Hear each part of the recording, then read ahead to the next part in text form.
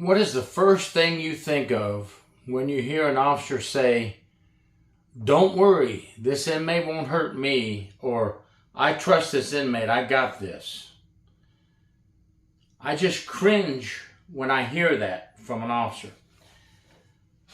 Here's what I think when I hear that from an officer. I think, uh-oh, this officer, he or she has let their guard down. He or she has become too complacent with the inmates. Something's wrong with this picture.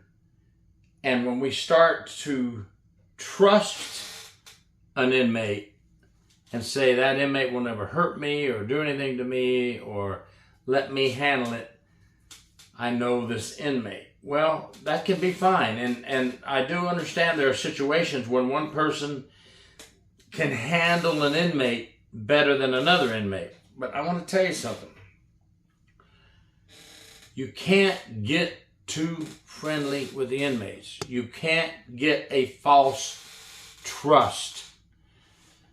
False trust will get you or a fellow officer hurt. And I'm going to tell you what I also think when I hear this. I think, they trust the inmate, they know the inmate, they've got some type of personal relationship beginning. And I don't mean physical. It doesn't have to be a physical love relationship. It's just too close of a relationship. And this is what gets people hurt. Deceptive nature. It reminds me of a topic that everyone must teach and practice is avoiding inmate manipulation. The inmate apparently has found a way to get a deceptive trust out of the officer, okay? This misplaced confidence that the officer has in this inmate. It will get you hurt, folks. It is not a reliable or a dependable trust.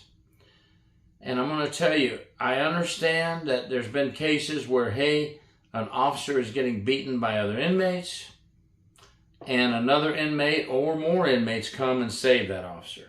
And that is commendable. However, we cannot drop our guard down. Think of this. We have to treat every inmate the same, right? We're taught that. Firm, fair, consistent. Treat them all the same. We don't care what they're in prison for. This one here stole from Circle K, shoplifted. This one's a murderer. Well, we're supposed to forget all that and treat them all the same, if we can. If they act the way they're supposed to, we will treat them the way they act. But we cannot fall to this false deception that this inmate is a good one, this inmate is a bad one, so I trust this inmate, I know this inmate won't hurt me. No, you treat them all the same, folks, even on that side of the pendulum, right? The pendulum swings. Firm, fair, and consistent. No, they're not my friend.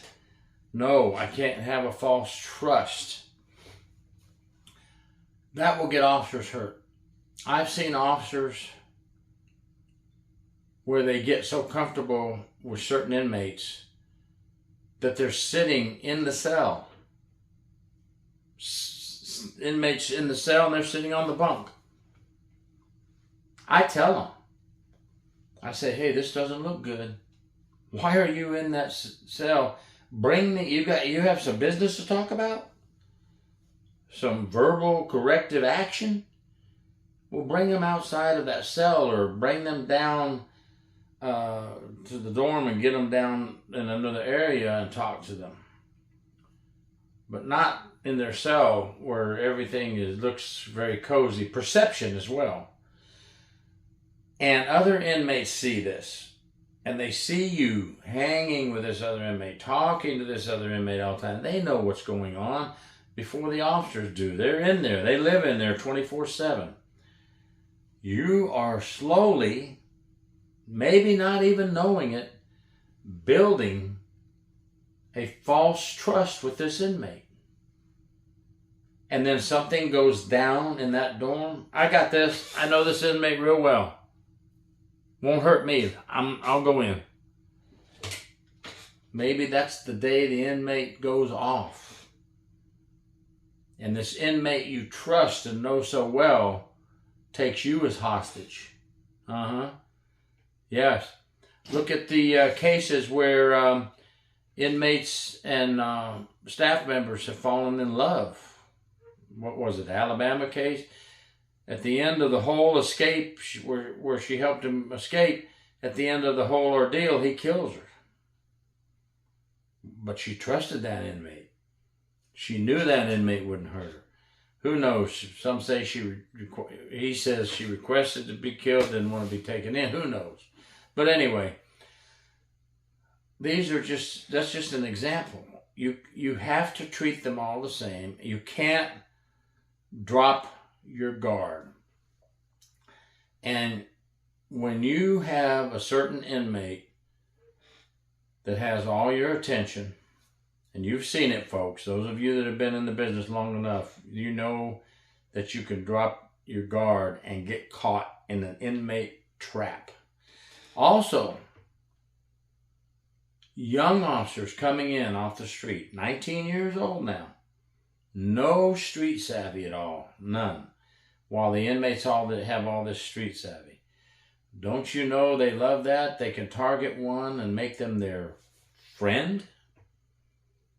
And this young officer goes away thinking, I really like that inmate. That's a nice inmate. Now, don't tell me that doesn't happen, because it does. That nice inmate will, in the end, take care of that young officer by getting them in trouble, getting them fired, getting them arrested, or even hurting them at the end. What happens with older officers that have been around a while and they're supposed to know what happens? They get complacent. Complacency kills. They begin to say, hey, I pick this same inmate every day to come help me with errands or be my orderly, or here's an extra tray, an extra food tray. Every day that same inmate gets the extra food tray. Other inmates are watching. They're already going, uh-oh. There's a partnership made in heaven, right? They know that. Me as an officer, I see that. I'm going to say, uh-oh, I'm getting too close to this inmate. Let me go talk to this officer. Hey, screw you. You don't tell me how to do my job. Okay. I just want you to know this doesn't look good. I can see all the other inmates staring at you and this other inmate. Every time you call him up, give him that extra food tray and blah, blah, blah with him, okay? It's okay to talk to inmates about business. Maybe if they want to know what the weather's like outside, you say, go look out the window, or you can say it's raining. But, not to where you become so obviously entangled in more than just officer-inmate relationship. False trust. I can't say it enough. It's a deceptive nature brought on by a manipulative inmate. And if you fall for it, you may fall. And if a fellow officer comes to do the right thing, to talk to you about it with constructive criticism, don't be a negative jerk. Listen, that fellow officer is trying to save your job, save you from getting hurt, save somebody else from getting hurt. They're not reliable and not dependable. Just treat them the same, fair, firm, and consistent across the board on both sides of the pendulum. None of them are your friend. None of them are that well behaved that they don't want something out of it, that they're not going to do something to get it, and that they won't turn you in when it's all over. Deceptive nature, false trust, folks. Just forget it and teach it. And let's teach it to our folks in the academy before they even get into the jail or the prison. And then when they get to the jail or prison, let's pair them with a trainer that will also teach them all the ropes, but will also teach them about the deceptive nature of inmate manipulation, false trust, and teach an officer not to be complacent. Head on a swivel. Thank you very much. Gary York, True Prison Stories.